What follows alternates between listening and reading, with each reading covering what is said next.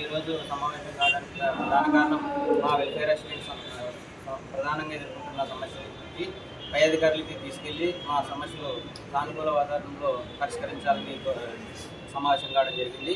మేము గత 6 సంవత్సరాల నుంచి ప్రజల్లో మేము తెలియని వ్యక్తులు అంటూ ఎవరు లేదు. ప్రతి ఒక్కరు కూడా వెల్ఫేర్ అసిస్టెంట్ అంటే ప్రతి ఒక్క ప్రజలకి తెలుసు. ఎందుకు మేమందరూ కూడా ఎంతో నిబద్ధతతో పనులు చేస్తూ ఉన్నాము.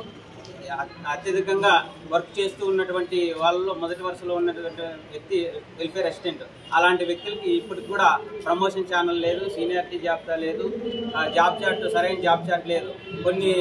కొన్ని జాబ్ చార్టులో కొన్ని పనులు చూస్తే మా ఆత్మగౌరవాన్ని దెబ్బతీసే విధంగా కూడా ఉన్నాయి. ఎగ్జాంపుల్ ఏంటంటే స్కూళ్ళలో టాయిలెట్స్ ఫొటోస్ తీసేది కానీ, అది టీచర్స్ మాకు ఆత్మగౌరవానికి ఇబ్బంది ఉందంటే మాకు అప్పగించారు. ఒక అధికారికి ఆత్మగౌరవం ఇబ్బంది ఉందంటే మిగతా అధికారులు కూడా ఇబ్బందిగా ఉంటుంది. కాబట్టి దాన్ని దయచేసి ప్రభుత్వం దృష్టిలో ఉంచుకొని ఆ ఫొటోస్ తీసే విధానం కూడా తొలగించి వేరే వాళ్ళకి అప్పగించాలని కోరుతున్నాము. అదేవిధంగా వీలైనంత తొందరగా మా డిజిగ్నేషనే వెల్ఫేర్ అండ్ ఎడ్యుకేషన్ అసిస్టెంట్. అంటే వెల్ఫేర్ అసిస్టెంట్కి సంబంధించిన వర్కులు చేస్తూ ఇక్కడ ఎడ్యుకేషన్కి సంబంధించిన వర్కులు చేస్తున్నాం. కాబట్టి వీలైనంత ఎక్కువ ప్రమోషన్ ఛానల్ క్రియేట్ చేసి వీలైనంత ఎక్కువ మందికి ప్రమోషన్స్ ఇవ్వాలి.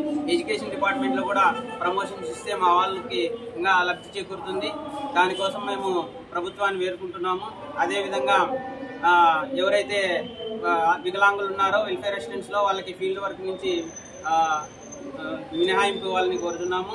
అదేవిధంగా వెల్ఫేర్ అసిస్టెంట్ ఎదుర్కొంటున్నటువంటి ప్రధాన సమస్యలు ఏవైతే ఉన్నాయో వాటిని అన్నిటి కూడా అంకమరావు గారు ప్రభుత్వం దృష్టికి తీసుకెళ్లి కొన్ని ఇప్పటికే సాల్వ్ చేయడం జరిగింది.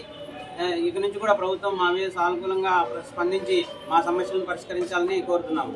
Thank you.